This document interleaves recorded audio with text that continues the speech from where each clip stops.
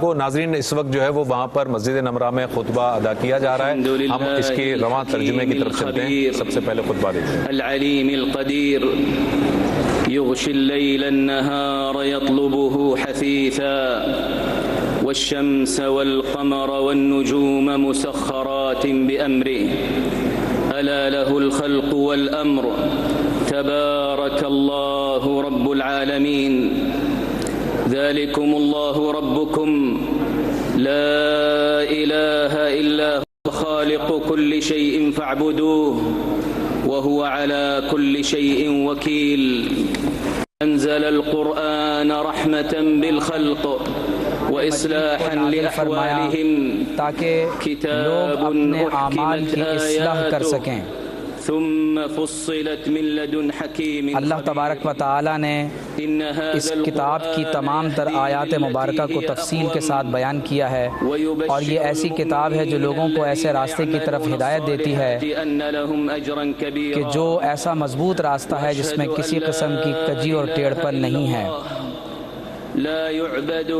اور میں یہ گواہی دیتا ہوں کہ اللہ تبارک و تعالی کی کے سوا کوئی عبادت کے لائق نہیں، اور میں یہ گواہی دیتا ہوں کہ محمد صلی اللہ علیہ وآلہ وسلم اللہ تبارک و تعالی کے رسول ہیں. اللہ تبارک و تعالی نے بندوں پر احسان فرمایا کہ اس نے محمد صلی اللہ علیہ وآلہ وسلم کو مبعوث فرمایا. آپ صلی اللہ علیہ وسلم نے لوگوں کو ہر اس بات کی طرف دعوت دی جو لوگوں کے لیے اپنے اندر خیر خواہی کا پیغام رکھتی تھی. اللہ تبارک و تعالی نے فرمایا کہ میں جنت ان لوگوں کے لیے مقرر کرتا ہوں کہ جو اللہ تعالیٰ سے ڈرتے رہیں گے، زکوٰۃ ادا کریں گے اور اس پر ایمان لائیں گے. اور اللہ تعالیٰ کی رضا ان لوگوں کے لیے ہے جو اللہ تبارک و تعالیٰ کے نبی کی اتباع کرتے ہیں، جن کے نام مبارک اور ذکر کو اللہ تعالیٰ نے تورات اور انجیل میں ذکر کیا ہے، جو لوگوں کو نیکی کی دعوت دیتے ہیں اور برائی سے روکتے ہیں، اور خبیث چیزوں کو ان پر حرام کرتے ہیں اور پاکیزہ اور طیبات چیزوں کو ان کے لیے حلال کرتے ہیں. جو اہل ایمان ہیں وہ ان کی تعظیم و توقیر کرتے ہیں اور اس کتاب کی پیروی کرتے ہیں جو آپ صلی اللہ علیہ وآلہ وسلم کے ساتھ نازل کی گئی. اے اللہ کے رسول صلی اللہ علیہ وسلم، آپ فرما دیجئے کہ مجھے تم سب کی طرف رسول بنا کر بھیجا گیا ہے. لا الہ الا هو یحیی و یمیت، اللہ تعالیٰ کے سوا کوئی عبادت کے لائق نہیں، وہ حی اور قیوم ہے. تم اللہ اور اس کے رسول صلی اللہ علیہ وسلم پر ایمان لے آؤ، اور جو لوگ اللہ تبارک و تعالیٰ پر اور اس کے کلمات پر ایمان لاتے ہیں اللہ تعالیٰ انہیں ہدایت عطا فرماتا ہے. اللہ تعالیٰ اپنے نبی صلی اللہ علیہ وسلم پر درود بھیجے اور ان پر اپنا سلام نازل فرمائے، اور ان کے اہل بیت اور صحابہ پر اپنی رحمتوں کا نزول فرمائے. اے لوگو اللہ تبارک و تعالیٰ سے ڈرتے رہو. اے لوگو اللہ تعالیٰ سے ڈرتے رہو اور اس دن سے ڈرتے رہو جب کوئی کسی کی طرف سے فدیہ نہ بن سکے گا اور نہ ہی کسی اولاد کو ان کے والدین کی طرف سے فدیے وے آؤٹ بنا دیتا ہے. اور جو شخص اللہ تعالیٰ پر توکل کرتا ہے اللہ تبارک تعالیٰ اس کا وکیل ہوتا ہے، اور جو اللہ سے ڈرتا ہے اللہ تعالیٰ اس کی مدد و نصرت فرماتا ہے. اور جو اللہ تبارک و تعالیٰ سے ڈرتا ہے اللہ تعالیٰ اسے اپنی شان کے مطابق اجر عظیم عطا فرمائے گا. اور اللہ تعالیٰ کے تقویٰ میں سے یہ بات بھی ہے کہ انسان صرف اور صرف اللہ تبارک و تعالیٰ کی عبادت کرتا رہے اور کسی کو اللہ کے ساتھ شرک نہ کرے، شریک نہ ٹھہرائے. اللہ تعالیٰ نے فرمایا اور بنی اسرائیل کو بھی یہی حکم دیا کہ تم اللہ تبارک و تعالیٰ کی ہی عبادت کرو اور اس کے سوا کسی کی عبادت نہ کرو، اور یہی سیدھا دین ہے. اے لوگو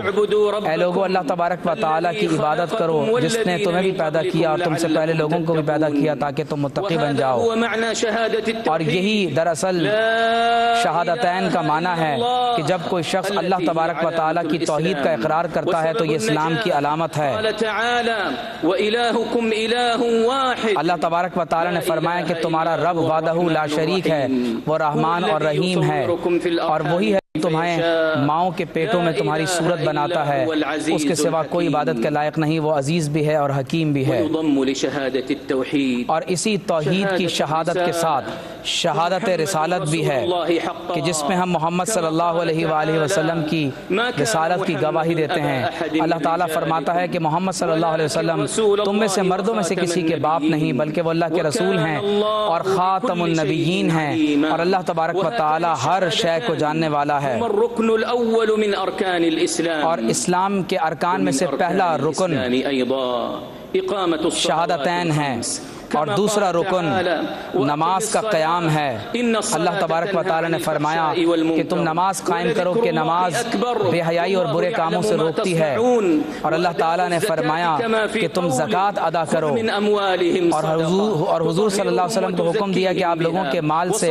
زکوٰۃ وصول کریں اور ان کے مال کو پاک کریں، ان پر نماز جنازہ کو ادا کریں، اور آپ کا ان پر نماز جنازہ ادا کرنا ان کے لیے اللہ کی رحمت ہوتی ہے۔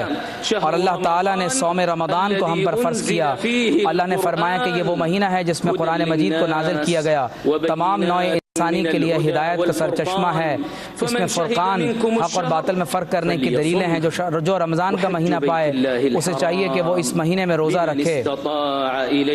اور اللہ تبارک و تعالی نے لوگوں پر حج فرض کیا جو یہاں پر پہنچنے کی استطاعت رکھتا ہو۔ اللہ تعالیٰ نے ابراہیم علیہ السلام کو حکم دیا کہ آپ لوگوں میں حج کا اعلان کریں، لوگ اطراف و اکناف عالم سے ہر سواری پر سوار ہو کر اللہ کی بارگاہ میں حاضر ہوں گے تاکہ حج کے مناسک کو ادا کر سکیں۔ اور آپ صلی اللہ علیہ وسلم نے ارشاد فرمایا کہ اسلام یہ ہے کہ تم یہ گواہی دو کہ اللہ تبارک و تعالیٰ کے سوا کوئی عبادت کے لائق نہیں، اور تم میری رسالت کی گواہی دو، رمضان کے روزے رکھو، نماز قائم کرو، زکوٰۃ ادا کرو، اور اللہ تبارک و تعالیٰ کے گھر کا حج ادا کرو۔ اور ایمان کے بارے میں فرمایا کہ ایمان یہ ہے کہ تم اللہ تعالیٰ پر، اس کے فرشتوں پر، آخرت پر، اس کی کتابوں پر اور تقدیر پر ایمان رکھو کہ خیر اور شر کی تقدیر اللہ تبارک و تعالیٰ کی طرف سے ہے، اور احسان یہ ہے کہ تم اللہ کی عبادت ایسے کرو گویا کہ تم اللہ کو دیکھ رہے ہو، اور اگر تم اللہ کو نہیں دیکھ رہے تو کم از کم یہ ایمان ضرور رکھو کہ اللہ تمہیں دیکھ رہا ہے۔ اے اللہ کے بندوں، یہ ہے وہ شریعت اور وہ دین کہ جس سے اللہ تعالیٰ تمہارے لیے راضی ہو گیا ہے، اور اسی دین کے ذریعے لوگوں کو خیر اور بھلائی پہنچتی ہے، اور اللہ تعالیٰ اسی دین کے ذریعے لوگوں کو برائی سے دور رکھتا ہے۔ اور آپ صلی اللہ علیہ وآلہ وسلم عرفات کے میدان میں تشریف لائے تو اللہ تعالیٰ نے دین کے مکمل ہونے کی آیت کو نازل فرمایا اور فرمایا کہ آج تمہارے لیے میں نے تمہارا دین مکمل کر دیا اور اسلام کو تمہارے لیے بطور دین منتخب فرما لیا۔ اور آپ صلی اللہ علیہ وسلم کے بارے میں اللہ نے فرمایا کہ یا رسول اللہ صلی اللہ علیہ وسلم، ہم نے آپ کو نازل نہیں فرمایا مگر یہ کہ تمام تر عالمین کے لیے رحمت بنا کر۔ اور اللہ تعالیٰ نے جو شریعت ہمیں عطا فرمائی ہے اس میں ہمارے لیے خیر ہے اور مفاسد کو دور کرنے کا پیغام ہے، اور یہ دین کا اصول ہے کہ جلب المنافع کو اوپر رکھا جائے گا اور درء المفاسد کو ترک کیا جائے گا، لیکن جب ان دونوں کا آپس میں تعارض ہوگا تو مفاسد کو چھوڑا جائے گا اور جلب منفعت کو اس کے ماتحت رکھا جائے گا۔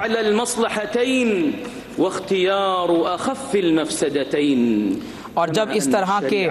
معاملات میں اختلاف ہو جائے کہ انسان کے سامنے دو مفاسد موجود ہوں تو وہ ان میں سے زیادہ کم ترین نقصان کو اپنے لیے اختیار کرے گا۔ اسی طرح شریعت کے اصولوں میں سے ایک اصول یہ ہے کہ نہ کسی کو نقصان دو اور نہ کسی کو نقصان پہنچاؤ اور نہ خود نقصان اٹھاؤ۔ اسی طرح سے کسی کو نقصان دینا اور تکلیف پہنچانا آپ صلی اللہ علیہ وسلم نے منع فرمایا ہے۔ اور اخلاق حسنہ میں سے ایک اہم بات والدین کے ساتھ حسن سلوک کرنا، اچھی بات کہنا، امانت کو ادا کرنا اور اپنے وعدوں کو پورا کرنا، اور اپنے ممالک میں اپنے امیر کی بات کو اور اطاعت کرنا، یہ سب اخلاقیات میں سے ہے۔ اللہ تعالیٰ نے تمہیں امانت کی ادائیگی کا اور عدل کے ساتھ انصاف کا حکم عطا فرمایا ہے، اور یہ کہ تم نیکی کی دعوت دو اور برائی سے منع کرو، اور جب معاہدہ کرو تو اس معاہدے کو پورا کرو۔ اللہ تبارک و تعالیٰ نے تمہیں کفیل بنایا ہے، اور اللہ رب کریم نے تمہیں یہ حکم دیا ہے کہ تم امانات کو اللہ تبارک تبارک و تعالیٰ کے حکم سے ان تمام طور لوگوں کو ادا کرو جو اس کے مستحق ہیں۔ اللہ رب کریم نے اہل ایمان کو حکم دیا ہے کہ وہ اللہ تبارک و تعالیٰ کے حبیب صلی اللہ علیہ وسلم کی اطاعت کرتے رہیں۔ اے ایمان والو، اللہ اور اس کے رسول صلی اللہ علیہ وسلم کی اطاعت کرو، اور اگر تمہارا کسی معاملے میں اختلاف ہو جائے امیر کے ساتھ تو اسے اللہ اور اس کے رسول صلی اللہ علیہ وسلم کی بارگاہ میں پیش کرو، یہ تمہارے لیے زیادہ بہتر ہے اگر تم اس بات کا علم رکھتے ہو اپنے انجام کار کے اعتبار سے۔ وجوب المحافظة على الضروري الخمس، اسی طرح سے ضروریات خمسہ جس کو مقاصد شریعت کہا گیا، اللہ تبارک و تعالیٰ نے شریعت اسی لیے نازل فرمائی ہے جس میں حفظ الدین ہے، جس میں اپنی عقل اور اپنے مال کی حفاظت ہے، اپنی عزت اور اپنی آبرو کی حفاظت ہے۔ اور اگر کوئی شخص ان مقاصد شریعت کو پامال کرتا ہے تو اس پر اللہ تعالیٰ نے حدود اور شریعت اسلامیہ کے احکامات کے نفاذ کا حکم دیا ہے۔ بالاستقرار والسعادة والرقي والحضارة في الدنيا وبفقدها تختل الحياة اگر کوئی شخص ان پانچ مقاصد شریعت کو پامال کرتا ہے تو انسان کی جان، مال، عزت، آبرو کی حفاظت ممکن نہیں رہ پاتی۔ اور آپ صلی اللہ علیہ وسلم نے اسی لیے خطبہ حجۃ الوداع میں فرمایا کہ بے شک تمہارے خون، تمہارے مال، تمہاری عزتیں ایک دوسرے پر حرام ہیں، جیسے آج کے مہینے کی حرمت ہے، جیسے آج کے دن کی حرمت ہے، جیسے اس شہر کے اندر تمہارے خون اور تمہاری جان کی حرمت ہے۔ للإنسان عن طاعة ربه وعبادته التي خلق من أجلها قال تعالى وما خلقت الجن والإنس اللہ تبارک و تعالیٰ نے تمام تر انسانوں کو اپنی عبادت کے لیے پیدا کیا اور فرمایا میں نے جنوں انس کو پیدا نہیں کیا مگر صرف اس لیے کہ وہ اللہ کی عبادت کریں، عند كل مسجد وادعوه مخلصين له الدين، اور اللہ تعالیٰ نے حکم دیا ہے کہ خالص طور پر صرف اللہ تعالیٰ کی عبادت کی جائے اور صرف اسی کو پکارا جائے۔ في كل أمة رسولا أن اعبدوا الله، اللہ نے فرمایا کہ ہم نے ہر رسول کو بھیجا، اس نے ایک ہی پیغام دیا ہے کہ تمام کے تمام لوگ اللہ تبارک و تعالیٰ کی عبادت کریں اور طاغوت سے اجتناب کریں۔ فسيروا في الأرض فانظروا، اور اللہ تعالیٰ نے ہمیں حکم دیا کہ ہم زمین میں سیر و سیاحت کریں تاکہ دیکھیں کہ کون لوگ ہیں جنہوں نے ماضی میں تکذیب کی اور ان کا انجام کیا ہوا۔ ومحرما الاعتداء على الدماء، اور اللہ تبارک و تعالیٰ نے ایک دوسرے کا خون بہانے سے منع کیا اور فرمایا کہ اس جان کو نقصان نہ پہنچاؤ کہ جس کو نقصان پہنچانا اللہ نے تمہارے لیے حرام کر دیا، اور فرمایا ایک دوسرے کو قتل نہ کرو کہ تم پر حرام ہے، اور جو ایک دوسرے کو قتل کرے گا فرمایا وہ ظلم کا ارتکاب کرے گا اور ان قریب اسے جہنم کی آگ کے اندر داخل کیا جائے گا۔ اللہ تبارک و تعالیٰ نے مال کی حفاظت کا حکم یوں عطا فرمایا کہ اے لوگوں ظلم کے طریقے سے، باطل طریقے سے ایک دوسرے کا مال نہ کھاؤ۔ وفي ضرورة حفظ العقل قال اللہ تعالیٰ نے عقل کی حفاظت کے لیے فرمایا اے لوگو تمہارے لیے اللہ تبارک و تعالیٰ نے خمر یعنی شراب اور جوئے کو حرام کر دیا ہے کہ شیاطین کے اعمال میں سے ہے، اس سے اجتناب کرو تاکہ تم کامیاب ہو جاؤ۔ شیطان یہ چاہتا ہے کہ خمر یعنی شراب اور جوئے کے ذریعے تمہارے درمیان عداوت اور بغض کو پیدا کرے اور تمہیں اللہ تبارک و تعالیٰ کے ذکر سے روکے، تو کیا تم اس عمل سے رکنے والے ہو؟ تو کیا تم ایمان والوں شراب اور جوئے سے رکنے والے ہو؟ کتاب اور سنت میں اللہ تبارک و تعالیٰ نے لوگوں کی عزتوں کو پامال کرنے سے منع کیا ہے۔ فرمایا جو لوگ ایمان والوں کو تکلیف پہنچاتے ہیں اس عمل پر جو انہوں نے نہیں کیا اور ان پر بہتان باندھتے ہیں انہوں نے کبیرہ گناہ کیا۔ اللہ تبارک و تعالیٰ نے فرمایا کہ جو لوگ مسلمان معصوم عورتوں پر تہمت باندھتے ہیں ان پر دنیا اور آخرت میں اللہ تبارک و تعالیٰ نے لعنت فرمائی ہے اور ان پر اللہ تعالیٰ کی طرف سے عذاب ہوگا۔ فرمایا اے ایمان والو تم میں سے کوئی کسی کے ساتھ مسخرہ پن نہ کرے، ہو سکتا ہے کہ وہ تم سے بہتر ہو، عورتوں ایک دوسرے کا مذاق نہ اڑائیں، ہو سکتا ہے کہ وہ جن کا مذاق اڑا رہی ہیں وہ ان سے زیادہ بہتر ہوں۔ اپنی آنکھوں کے اشاروں سے اور زبان سے لوگوں کی عیب جوئی نہ کرو، کتنا ہی برا نام ہے ایمان کے بعد فاسق کہلائے جانا۔ اے ایمان والو کثرت کے ساتھ گمان کرنے سے بچتے رہو، کیونکہ بعض گمان کرنا گناہ ہوتے ہیں۔ ایک دوسرے کی غیبت نہ کرو۔ کیا تم میں سے کوئی یہ چاہتا ہے کہ وہ اپنے بھائی کا گوشت کھائے اس حال میں کہ وہ مردار ہو؟ اللہ تعالیٰ سے ڈرتے رہو، اللہ تعالیٰ توبہ قبول کرنے والا اور رحم کرنے والا ہے۔ اور جو بات اسے مکمل کر دیتی ہے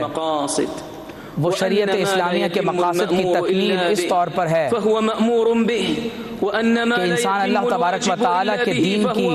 تمام تر حدود کی پاسداری کرے، اور یاد رکھ لو کہ جس چیز کے ذریعے واجب مکمل نہ ہوتا ہو اس کو بھی ادا کرنا واجب ہوتا ہے۔ فهو مأمور به شرعا فإنه لما كانت المقاصد والمصالح تو جب مقاصد شریعت اور مصالح دین میں سے یہ بات ہے کہ انسان کی جان، مال، عزت، آبرو، ایمان کی حفاظت کی جائے، تو وہ تمام تر اسباب جو ان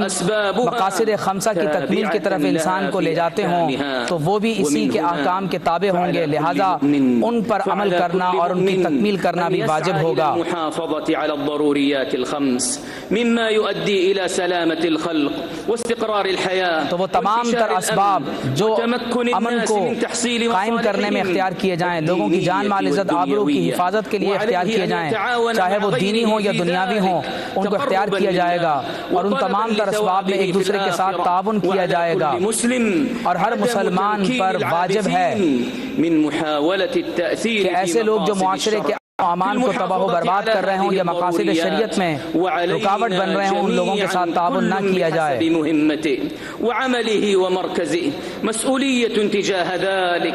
اور اللہ تبارک و تعالیٰ قیامت کے دن ہر شخص سے ان تمام تر مقاصد شریعت کی بابت سوال کرے گا، اور یہ انسانوں پر لازم کیا گیا، بالخصوص مسلمانوں پر، کہ وہ انسانوں کی جان، مال، عزت، آبرو اور دین کی حفاظت کا احترام کریں۔ اور یاد رکھ لو کہ ہر زمانے میں اور ہر مقام پر انسانی جانوں، آبرو کی حفاظت کو اللہ تعالیٰ نے واجب کیا ہے۔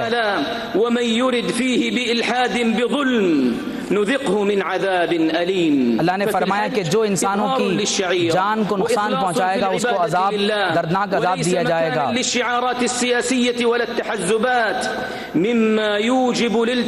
اور انسانوں کے آپس میں سیاسی اختلافات ایسے اختلافات نہیں ہیں کہ جن کی وجہ سے انسانوں کی جان، مال، عزت، آبرو کو پامال کرنے کا جواز فراہم کیا جائے۔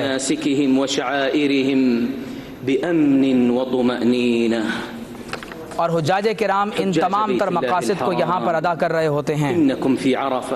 حجاج کرام تم عرفات میں ہو، ایک ایسے مقام پر جس میں اللہ تعالیٰ تمہارے اوپر فرشتوں کے سامنے فخر فرماتا ہے۔ اللہ تعالیٰ تمہاری نیکیوں کو عرفات کے میدان میں زیادہ کرتا ہے، تمہارے گناہوں کو مٹاتا ہے، تمہارے درجات بلند کرتا ہے۔ تمہیں چاہیے کہ آپ صلی اللہ علیہ وسلم کی سنت ادا کرو۔ آپ صلی اللہ علیہ وسلم نے اس مقام پر خطبہ ارشاد فرمایا، پھر حضرت بلال رضی اللہ تعالی عنہ کو حکم دیا کہ وہ اذان دیں، پھر آپ صلی اللہ علیہ وسلم نے نماز کو ظہر اور عصر کے ساتھ ادا کیا، اور ظہر اور عصر کے درمیان میں حضرت بلال رضی اللہ تعالی انہوں نے اقامت کہی، اور حضور نے ظہر اور عصر کو جمع اور قصر کے ساتھ ادا کیا،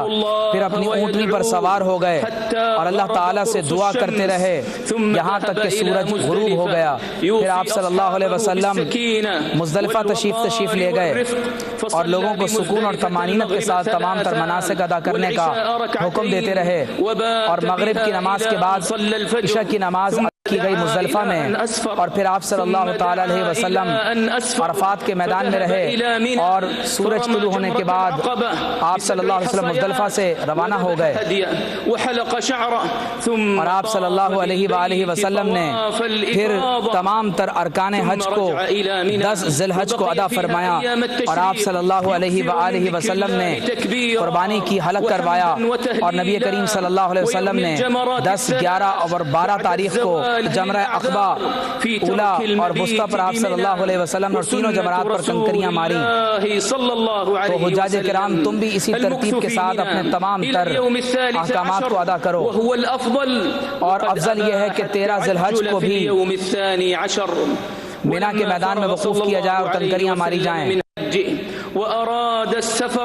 اور آپ صلی اللہ تعالی علیہ وآلہ وسلم نے کعبہ شریف کا طواف ادا فرمایا ان تمام تر مناسک کو ادا کرنے کے بعد۔ وقف بعرفة آپ صلی اللہ علیہ وسلم عرفات کے میدان میں وقوف فرماتے رہے، اللہ تبارک و تعالیٰ کا ذکر ادا کرتے رہے۔ يذكر الله في عرفة ويدعو، آپ صلی اللہ علیہ وسلم نے یہاں اللہ تعالیٰ سے دعا کی، تم بھی اللہ سے دعا کرو اور عرفات کے میدان میں اپنے رب سے دعا کرو، تضرع کے ساتھ، عاجزی کے ساتھ، انکساری کے ساتھ، خوف اور امید میں رہتے ہوئے اللہ تبارک و تعالیٰ سے دعا کرتے رہو۔ اللہ تعالیٰ کی رحمت احسان کرنے والوں کے ساتھ ہے۔ اپنے لیے بھی دعا کرو، اپنے اہل ایمان احباب کے لیے بھی دعا کرتے رہو، اور جب کوئی دوسروں کے لیے دعا کرتا ہے تو حدیث میں ہے کہ ایک فرشتہ اس پر موکل کیا جاتا ہے جو کہتا ہے کہ آمین، اور تمہیں بھی اللہ تعالیٰ اسی کے مثل عطا فرمائے۔ اللہ تعالیٰ نے انسانوں کا خون بہانے سے منع فرمایا ہے اور یہ حکم دیا ہے کہ لوگوں کو ان کی غذا سے، دوا سے محروم نہ کیا جائے۔ من قدموا الجميل واقدموا على فعل الاحسان، اور یہ حکم دیا ہے کہ لوگوں کے ساتھ احسان کیا جائے، يقومون بخدمة اور فرمایا کہ اور یاد رکھ لو کہ جو لوگ خدام وفي مقدمتهم حجاج کرام ہیں اور لوگوں کے لیے خدمات ادا کر رہے ہیں، اور خاص طور پر الملك سلمان وہ لوگ عبد العزيز جو اس وقت حکومت میں موجود ہیں، اور بالخصوص اس وقت شیخ مملکت سعودی عربیہ کے بادشاہوں کے لیے دعا کر رہے ہیں، اور ولی عہد محمد بن سلمان کے لیے دعا کر رہے ہیں کہ اللہ تعالیٰ انہیں اس خدمت کا اجر اپنی شان کے مطابق عطا فرمائے، اور اللہ تعالیٰ ملک سلمان اور ان کے بیٹے محمد بن سلمان کو ہر خیر اور نیکی کی توفیق عطا فرمائے، اور اللہ تعالیٰ ان کی مدد و نصرت فرمائے، اور اللہ تعالیٰ انہیں حجاج کرام کی خدمت پر اپنی شان کے مطابق اجر عظیم عطا فرمائے اور ان کی جان اور مال کی حفاظت فرمائے۔ اے اللہ ان کو اجر عطا فرما، ان کو ثواب عطا فرما، ان سے راضی ہو جا۔ اے اللہ حجاج کے حج کو قبول فرما، ان کے لیے آسانیاں پیدا فرما،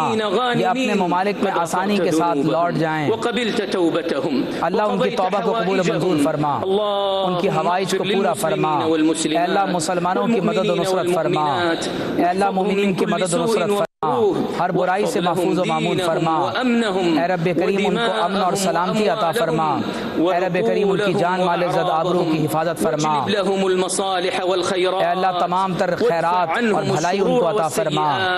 ان کو برائیوں سے دور فرما۔ اللهم اصلح قلوبهم، اے اللہ ان کے دلوں کی اصلاح فرما، اے اللہ ان کے دلوں کی اصلاح فرما، اے اللہ ان کے شہروں میں امان پیدا فرما، بارك لهم في ارزاقهم، اے رب کریم ان کے رزق میں برکتیں عطا فرما،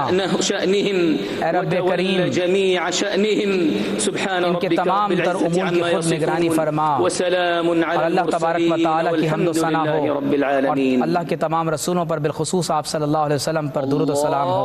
تھوڑی دیر پہلے آپ عرفات کے میدان سے براہ راست خطبہ سن رہے تھے، جس کے ترجمہ ڈاکٹر عمیر محمود صدیقی صاحب نے فرمایا،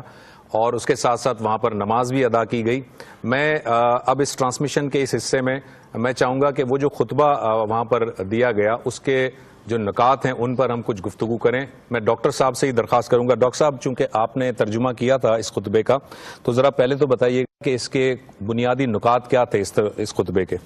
جی بسم اللہ الرحمن الرحیم۔ ڈاکٹر ماہر معقلی جو مسجد حرام کے امام بھی ہیں، خطیب بھی ہیں، انہوں نے اس سال خطبہ حج بطور امیر الحج ڈیلیور کیا ہے۔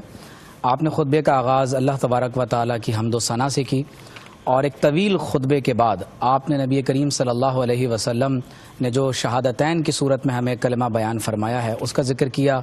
اور نبی کریم صلی اللہ علیہ وسلم کی بعثت کا ذکر جو سابقہ آسمانی کتابوں بالخصوص تورات اور انجیل میں کیا گیا، آپ نے قرآنی کانٹیکسٹ میں اس بعثت کا، اس پیشن گوئی کا ذکر کیا۔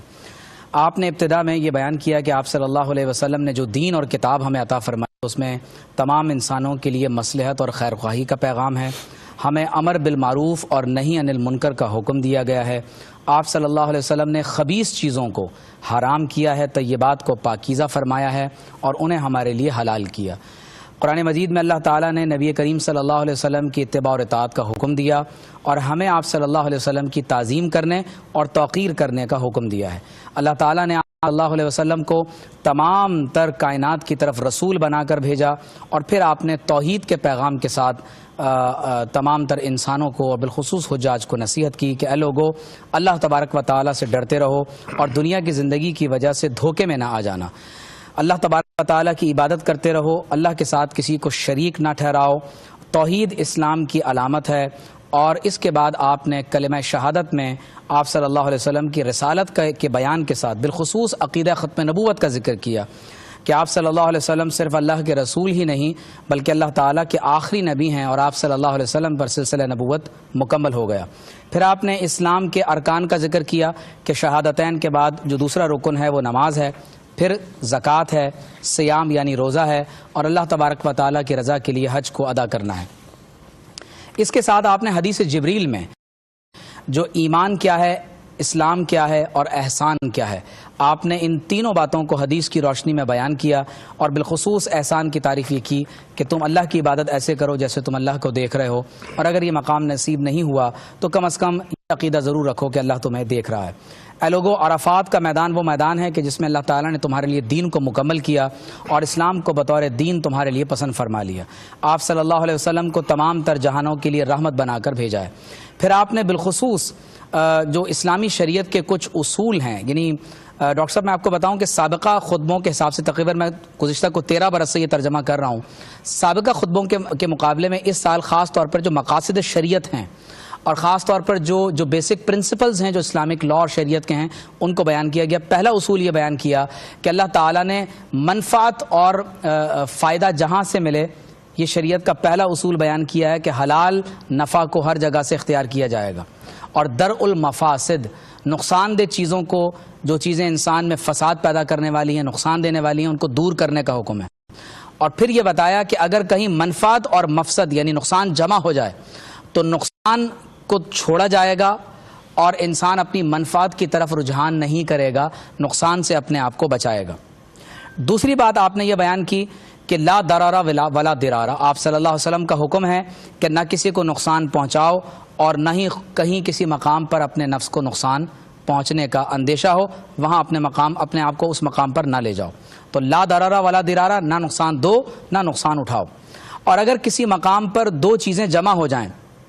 کہ دونوں چیزیں نقصان دہ ہو سکتی ہیں تو اس چیز کو اختیار کیا جائے جو کم نقصان دہ ہو۔ پھر اخلاق حسنہ کی نصیحت کی، جس میں والدین کے ساتھ اچھی بات کہنا،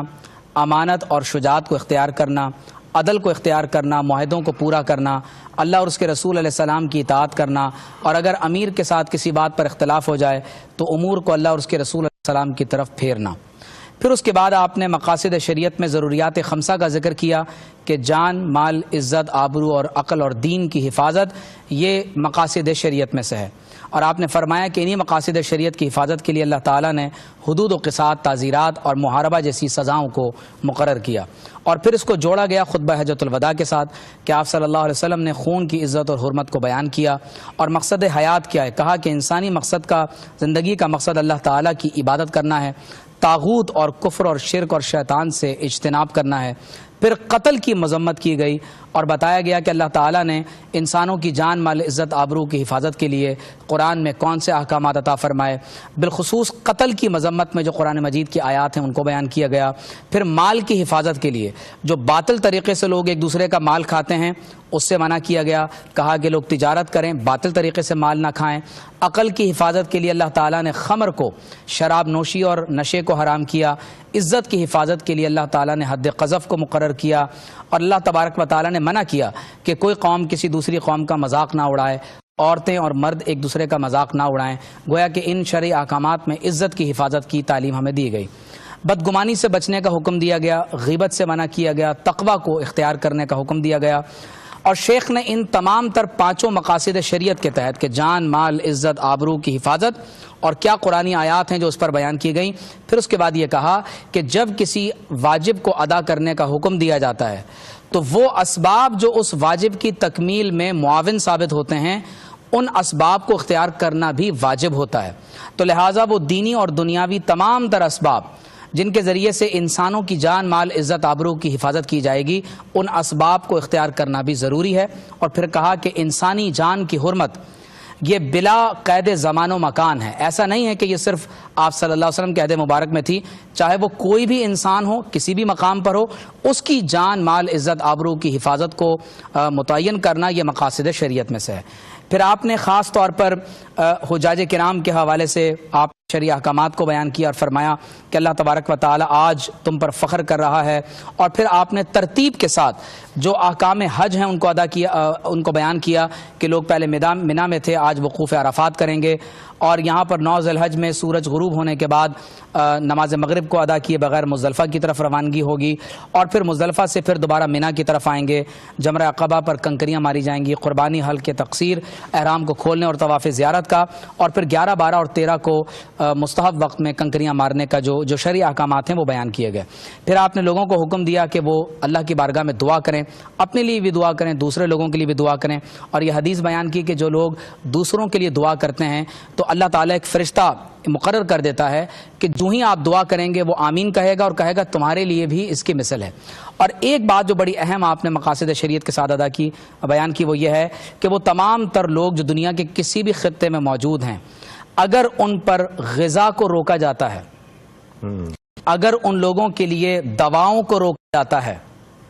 اور اسٹاویشن کی صورتحال پیدا کر دی جاتی ہے, تو یہ مقاصد شریعت کے خلاف ہے, اور مسلمانوں کی ذمہ داری ہے کہ وہ ان مقاصد شریعت کی حفاظت کے لیے اپنا کردار ادا کریں. اور اختتام میں آپ نے تمام تر اہل ایمان کے لیے دعا کی ہے, اور تمام تر حجاج کرام کو بالخصوص اس بات کی نصیحت کی ہے کہ وہ اللہ تعالیٰ کی بارگاہ میں توبہ کریں. اور اختتام پر انہوں نے سعودی عربیہ کے, جو مملکت سعودی عربیہ کے اس وقت کے موجودہ بادشاہ ہیں سلمان, اور ان کے بیٹے محمد بن سلمان, ان کے لیے خاص طور پر دعائیں کی ہیں کہ انہوں نے حجاج کرام کے لیے اتنے خوبصورت انتظامات کیے, اور تمام تر دنیا کے بسنے والے مسلمانوں کے لیے دعا کی ہے. ٹھیک ہے ڈاکٹر صاحب, آپ نے بہت عمدہ طریقے سے جو ہے اس پورے خطبے کو سمرائز کیا, اور آپ نے جو نکات بیان کیے اس سے لگتا ہے کہ بڑا کمپریہنسو خطبہ اس مرتبہ دیا گیا, کیونکہ میں بھی پچھلے کئی برسوں سے آپ کے ساتھ یہاں ٹرانسمیشن کرتا رہا ہوں, تو اتنا جامع خطبہ میں نے اس سے پہلے نہیں دیکھا. اس میں ساری چیزیں تقریباً کور کی گئیں. لبیک اللہم لبیک, لبیک لا شریک لک لبیک.